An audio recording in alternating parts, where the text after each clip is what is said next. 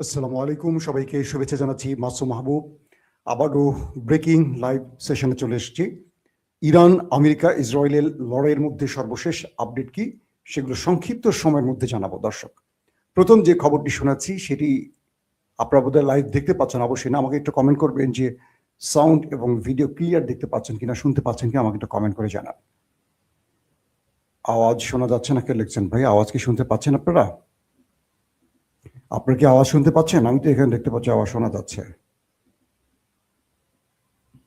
ওকে, প্রিয় দর্শক, ইরানে আক্রমণ করে প্রথম ইসরায়েল, তাদের পেছনে থাকে আমেরিকা। প্রায় 30 থেকে 35টি স্থানে ইসরায়েল আক্রমণ করে। আক্রমণের স্থান হয় ইরানের সর্বোচ্চ ধর্মীয় নেতা আলী খামেনির বাসভবন, প্রেসিডেন্ট মাসুদ পেজেশকিয়ানের কার্যালয়, গোয়েন্দা দপ্তর, সেনা দপ্তর সহ গুরুত্বপূর্ণ অনেকগুলো স্থান। 5টি শহরের 30টি স্থাপনার উপর ব্যাপক মিসাইল অ্যাটাক হয়। এরপর তেল আবিবের মধ্যে সতর্কতা জারি করা হয়।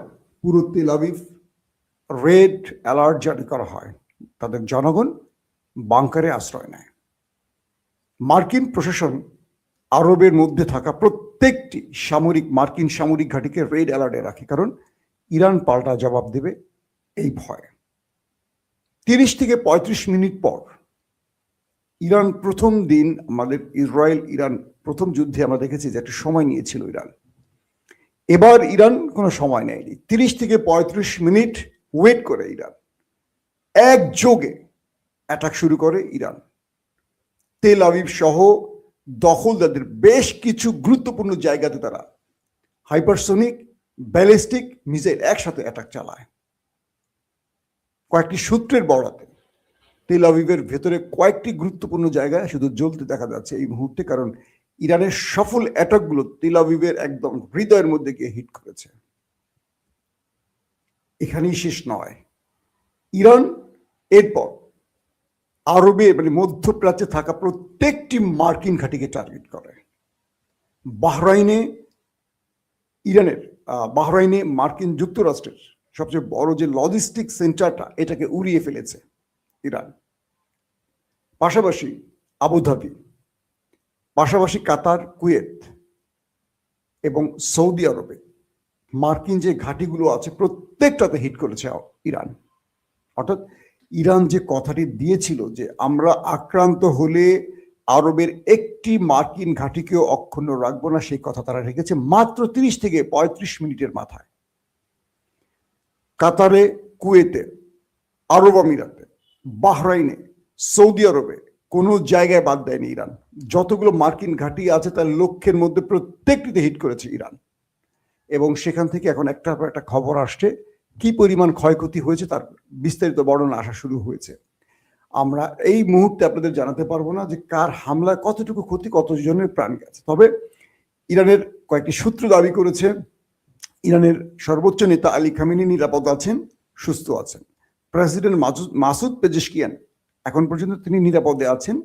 এবং বলা হচ্ছে যে আহমেদি নেজাদ, ইরানের সাবেক প্রেসিডেন্ট, আপনাদের মনে আছে মাহমুদ আহমেদি নেজাদ, তার বাড়িতে হিট করেছে দখলদার বাহিনী। এবং গোয়েন্দা দপ্তরে হিট করা হয়েছে। এখনো সেখানকার আপডেট পাওয়া যায়নি যে সেখানে কি ক্ষয়ক্ষতি হয়েছে। তবে তেল আবিবের কিছু ছবি আমি দেখেছি যেখানে ইরানের মিসাইল হিট করায় সেখানে জ্বলছে আগুন, দাউ দাউ করে জ্বলতে দেখা গেছে। ইরানের শহরেও কিছু আগুনের ছবি আপনারা ইতিমধ্যে সোশ্যাল মিডিয়া দেখেছেন। এখন পথ দুটো খোলা। ইরান যেই রিটালিয়েটটা করেছে, পাল্টা প্রতিঘাতটা করেছে, এটা আমেরিকা বুঝিনি যে ইরান এত দ্রুত মার্কিন ঘাঁটিগুলোকে টার্গেট করবে।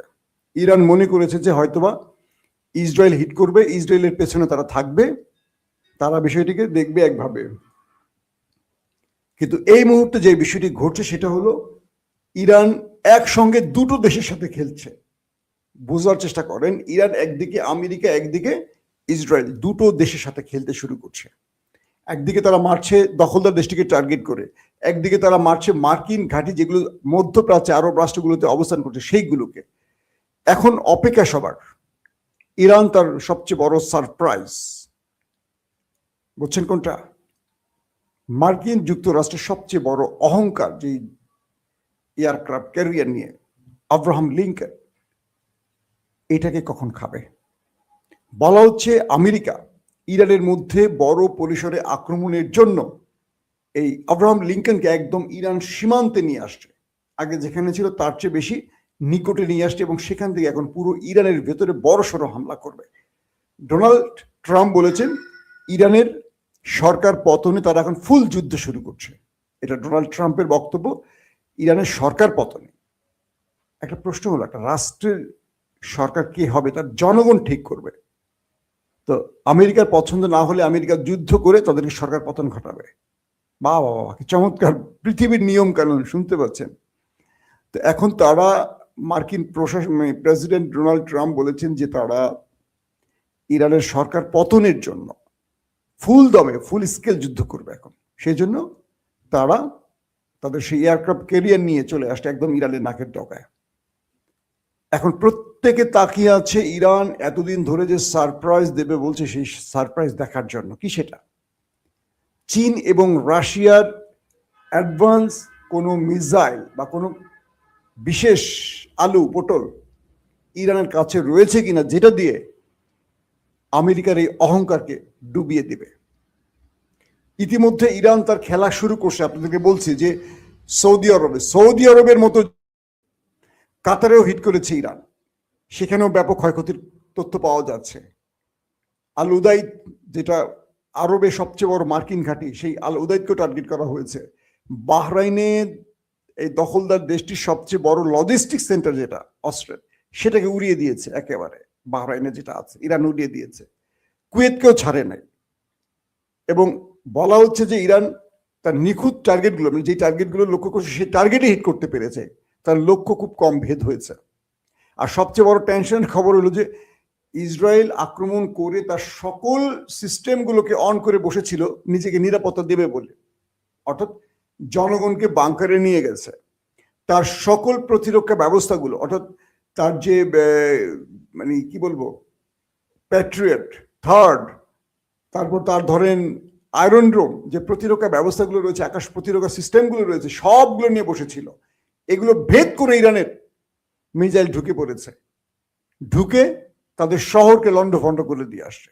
এখন ওদের খেলা ব্রেক, ইরানের খেলা শুরু। এই অবস্থায় আছে দুই দেশের মধ্যে।